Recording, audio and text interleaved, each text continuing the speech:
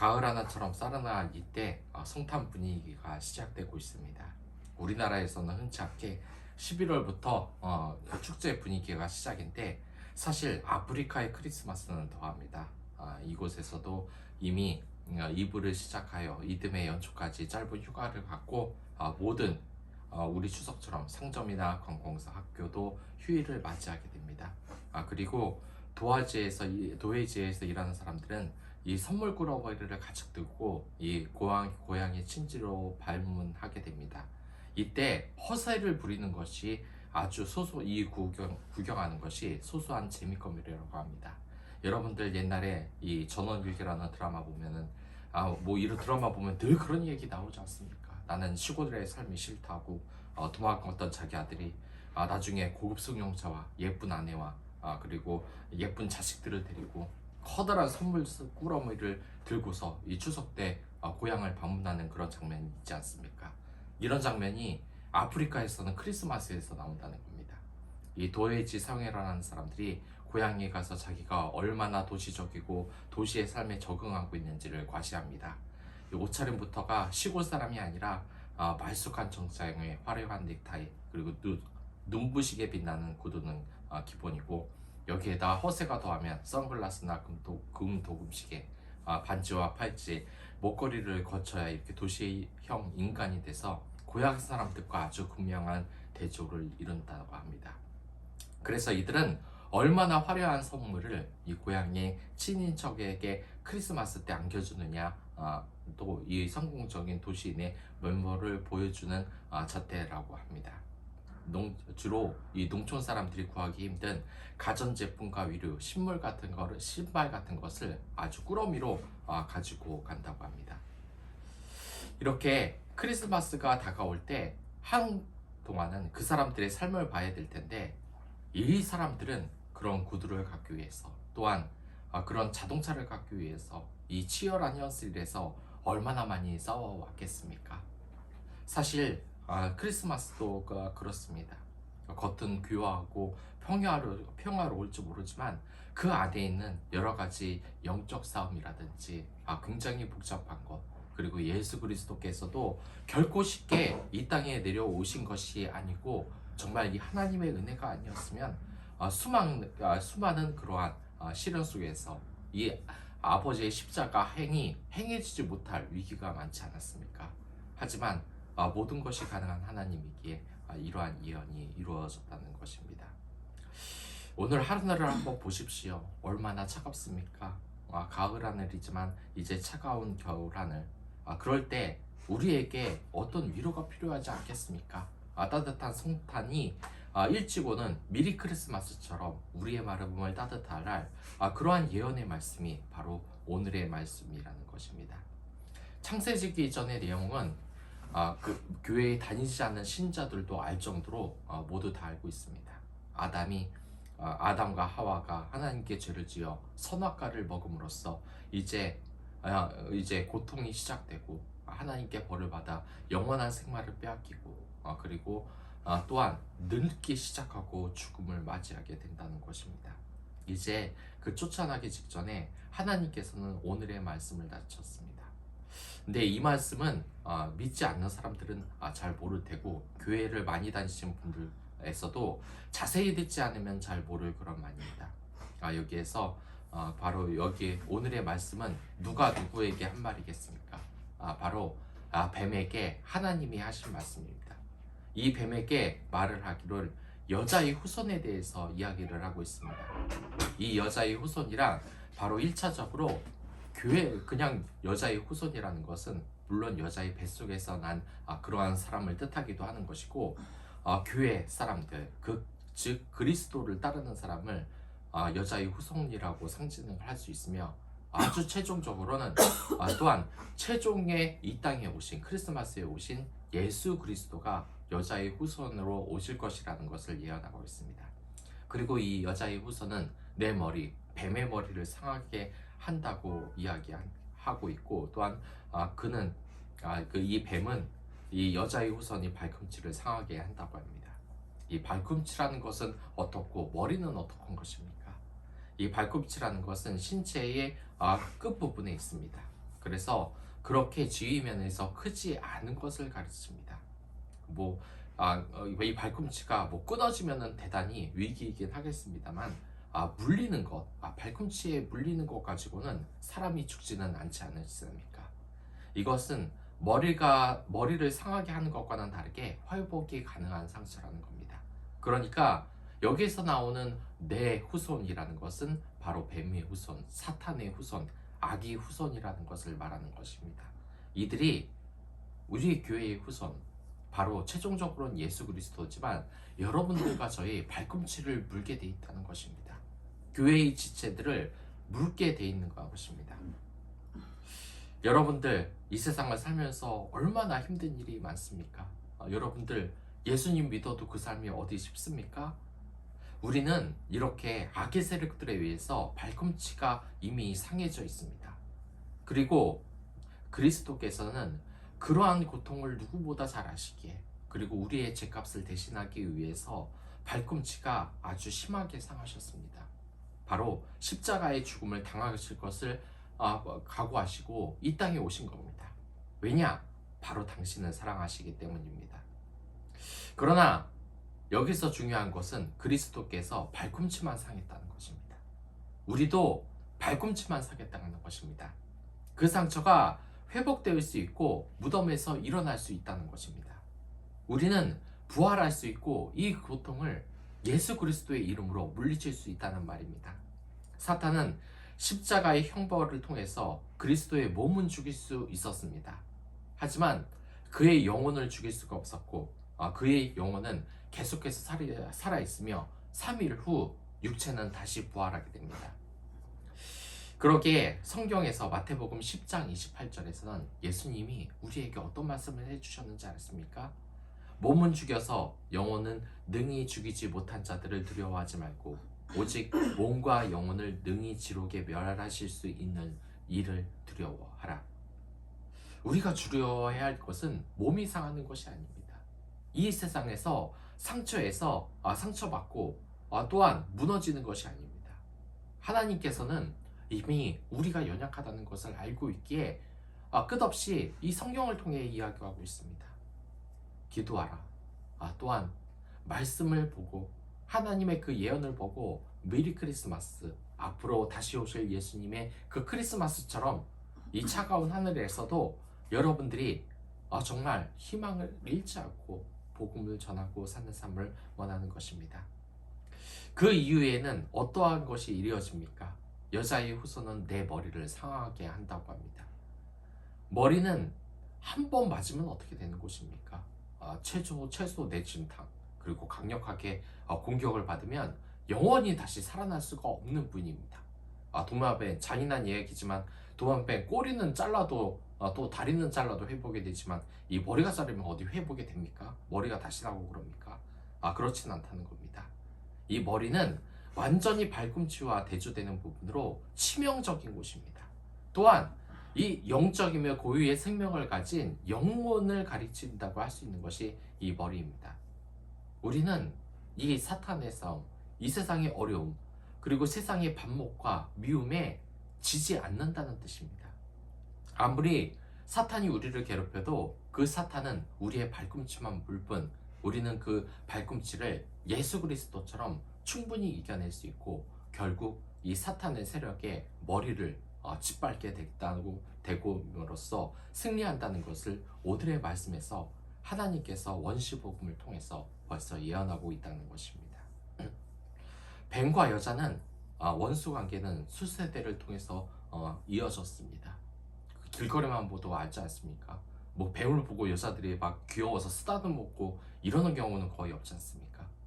다들 아주 소스라치게 싫어하지 않습니까?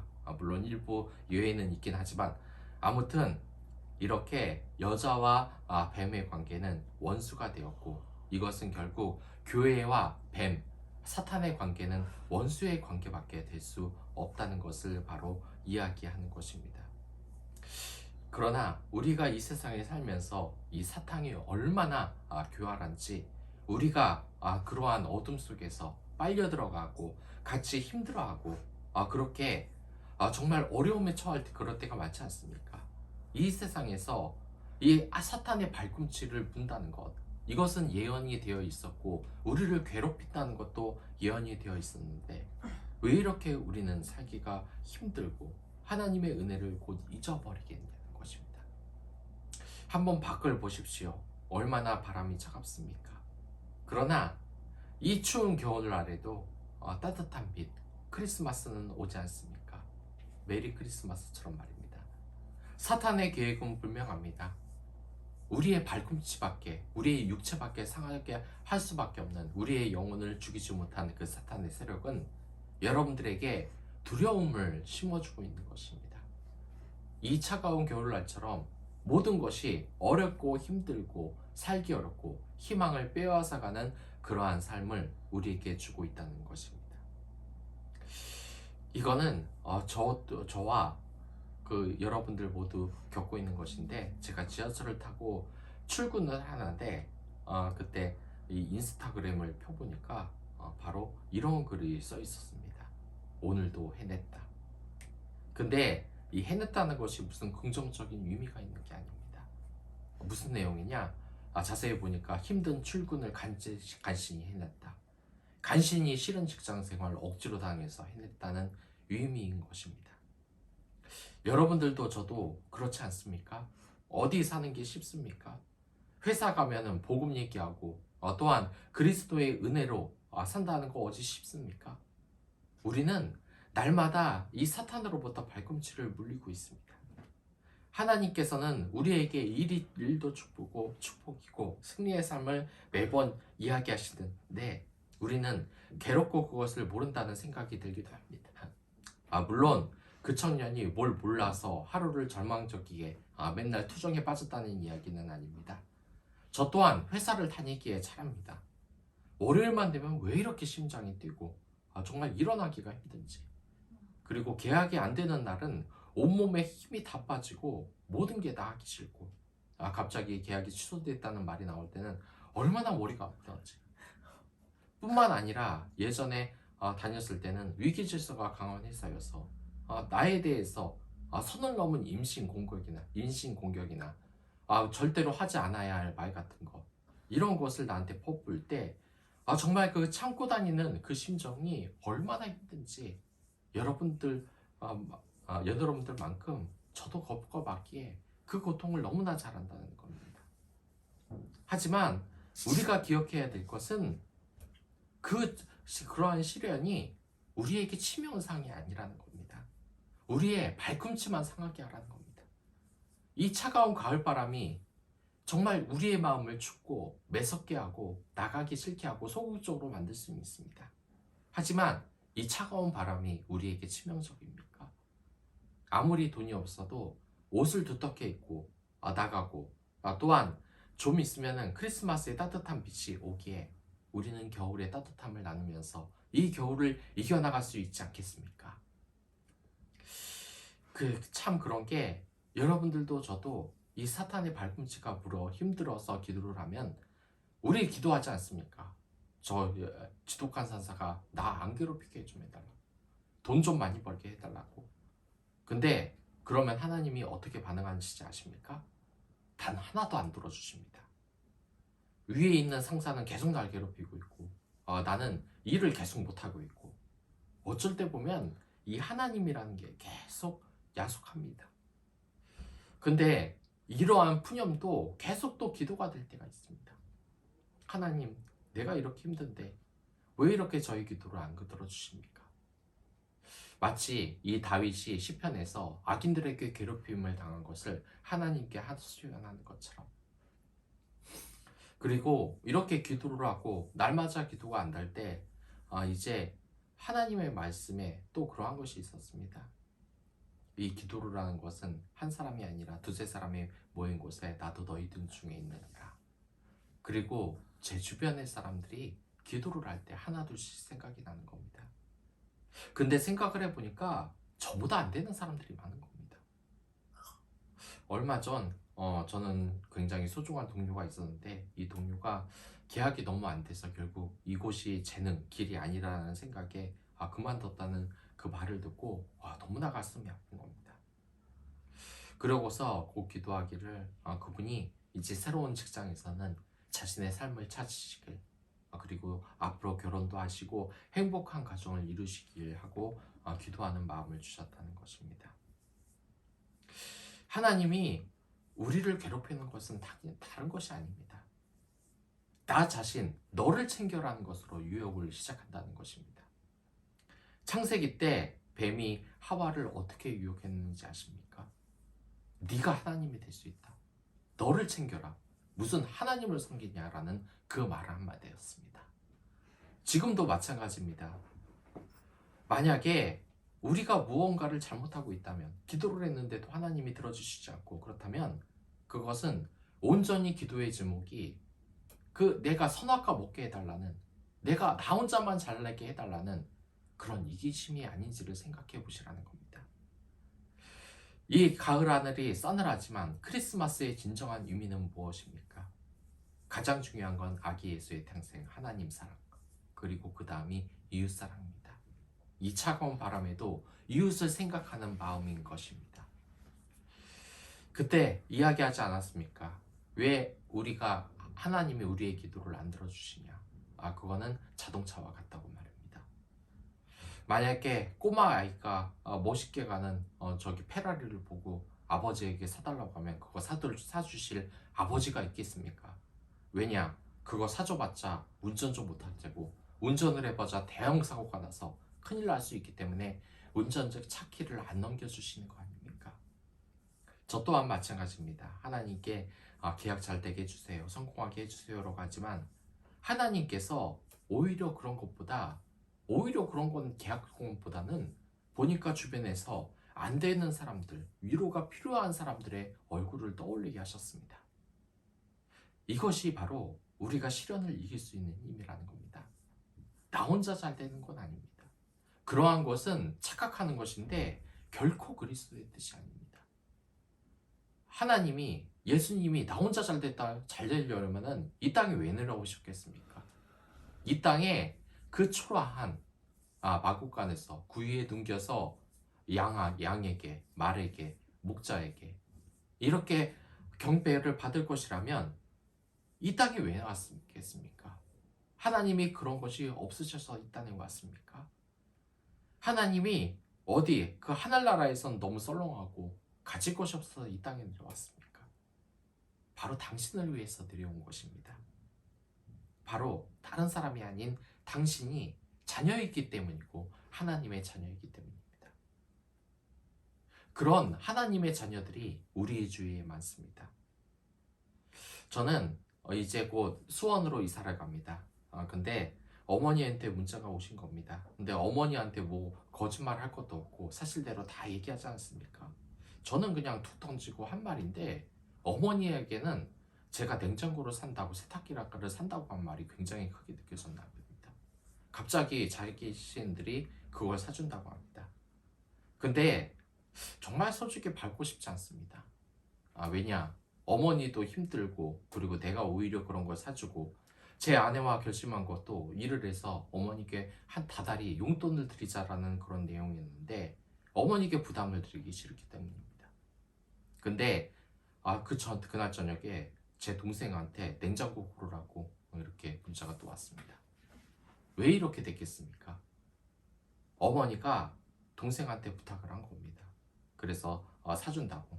근데 또 너무 안 받는 것도 예의가 아닌 것 같아서 받긴 했는데, 아무튼 우리의 기도라는 것은 이런 특징이 있습니다.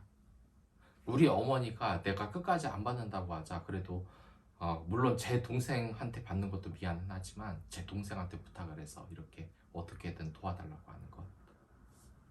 한 사람을 도우려면 그 주변 사람이 생각나고 그 주변 사람에게 또 부탁을 하고 이렇게 하는 것. 제가 그러한 삶을 살았느냐? 생각해보니까 아니었던 것 같습니다. 주변 사람들의 이야기에 귀를 기울이며 그들이 어떠한 고통을 가졌는지. 언젠가 저희 실장님이 이러한 말을 한 적이 있습니다. 영업하는 사람들, 이런 곳에 온 사람들은 삶의 밑바닥으로 온 사람들이다. 근데 제가 그들의 밑바닥 삶을 한 번이라도 들어본 적이 있는가? 모두 밝게 웃으면서 하고 있었기 때문에 그런 부분도 몰랐고 그들의 아픔에서 기도를 못 해주지는 않았을까. 이제부터 공동체 사람들을 사랑하기 시작해 보십시오. 여러분들의 사업이 되지 않는 것, 그리고 여러분들의 뜻대로 기도가 잘 되지 않는 것은 여러분들이 둘 중에 하나입니다. 하나님 사랑과 이웃 사랑을 빼먹고 자기 혼자만 잘 되는 그러한 것을 원하기 때문입니다. 사탄은 그러한 것을 이용해서 우리를 이미 죽음으로 내몰았습니다. 발꿈치를 수없이도 공격하고 있습니다. 하지만 하나님께서는 결국 여자의 후손, 교회의 후손과 궁극적으로 예수 그리스도는 사탄의 머리를 공격할 것이기에 그들은 우리에게 패배할 수밖에 없는 세력들입니다. 미리 크리스마스가 중요한 것은 벌써부터 겨울이 우리의 곁에 태동하고 있기 때문입니다. 이제부터 주위의 사람들에게 따뜻함을 위하여서 기도해 보는 것이 어떻겠습니까? 그들의 이야기를 듣고 그들에게 공감하며 또한 내가 그들을 사랑하는 것이 어떻겠습니까? 예수 그리스도가 내가 하나님의 자녀이기 때문에 못 박혔는데 또한 내 옆에 있는 내가 죽도록 싫어하는 그 과장님과 내가 정말 미워하는 그 친구들을 위해서도 못 박히셨습니다. 왜냐? 그들 또한 하나님의 사랑스러운 자녀이기 때문입니다. 따지고 보면 그들은 우리와 같은 왕의 자녀이며 똑같은 형제 자매라고 할 수 있습니다. 그러니 그런 사람에게 쉽사리 아무 고민 없이 몇백만 원 하는 냉장고를 사줄 수가 있는 겁니다. 우리도 형제 자매이기 때문에 그들이 안 좋은 모습을 보여도 사랑할 수 있다는 것입니다. 저는 이 교회를 다니면서 정말 미운 아이들 많이 봤습니다. 막 어떻게 보면 교육자가 이런 말을 하면 정말 좀 심할지 모르지만 몇 대 때려주고 싶은 애들도 있었습니다. 미친 것처럼 소리 지르고 난리치면서 그리고 수련회 가면은 뛰지 말라고 했는데 분명 주차장에서 뛰어서 주변 갑자기 이 자동차가 뛰어오는 애 때문에 급브레이크를 밟고 막 으아 하고 소리 지르면서 막 하는 거 보면 진짜 막 밤새 패주고 싶었습니다. 근데 그런 부모님이 어떤 줄 아십니까? 그 아이 미워하시는 줄 아십니까? 그렇게 미웠고 정말 다시는 꼴 보기 싫은 그런 아이도 얼마나 사랑하는지 이 겨울이면 겨울 크리스마스 때니까 그렇게 예쁜 옷을 입히고 오는 겁니다. 마찬가지입니다. 여러분들은 다 사랑받을 모습만 있습니까? 주위 사람들의 미운 모습만이 다 보입니까? 아무리 믿고 또한 아무리 안 좋은 모습이 보여도 예쁜 것만 보는 것이 바로 하나님이요 예수님입니다. 예수님이 너 지방대학 다니는 사람을 위해서 내가 십자가에 못을 박혀야 되겠냐? 내가 너 그렇게 맨날 거짓말하고 다니면서 맨날 배우자 돈 많은 배우자 찾아다니는 네 모습을 보면서 내가 십자가형을 다 행해야 되겠냐? 내가 그렇게 사람 같은 앞에서 말도 못하고 말도 더듬고 공부를 잘하기로 하나 게으르게 한 너를 위해서 내가 십자가에 못 박혀야겠냐? 하지만 아버지와 자식 그리고 형제와의 관계는 그런 것을 보는 것이 아닙니다. 모자란 부분을 보지 않고 내 아들이 세상에서 가장 최고인 것입니다. 내 딸이 세상에서 가장 최고인 것입니다. 내 형제가 이 세상에서 무시받고 어떨지는 모르지만 내 최고의 형이며 내 최고의 동생인 것입니다. 하나님이 원하시는 것은 바로 이러한 것입니다. 우리가 하나님 사랑과 이웃 사랑을 잃었을 때 사탄은 우리의 발꿈치를 강하게 물 것입니다. 수없이 넘어지며 주변 사람들과 많이 싸우며 회복할 수 없을 정도로 상처 입는 것이 우리라고 생각할지 모르지만 결국 여자의 후손 우리와 예수 그리스도는 이런 사탄을 이겨낼 수 있을 것입니다. 바로 사랑의 기도로 말입니다. 그런 사랑의 기도를 크리스마스 다가오는데 그들이 예수님을 믿고 또한 아픈 고통이 사라질 수 있도록 이 시간 기도하며 예배는 마치도록 하겠습니다.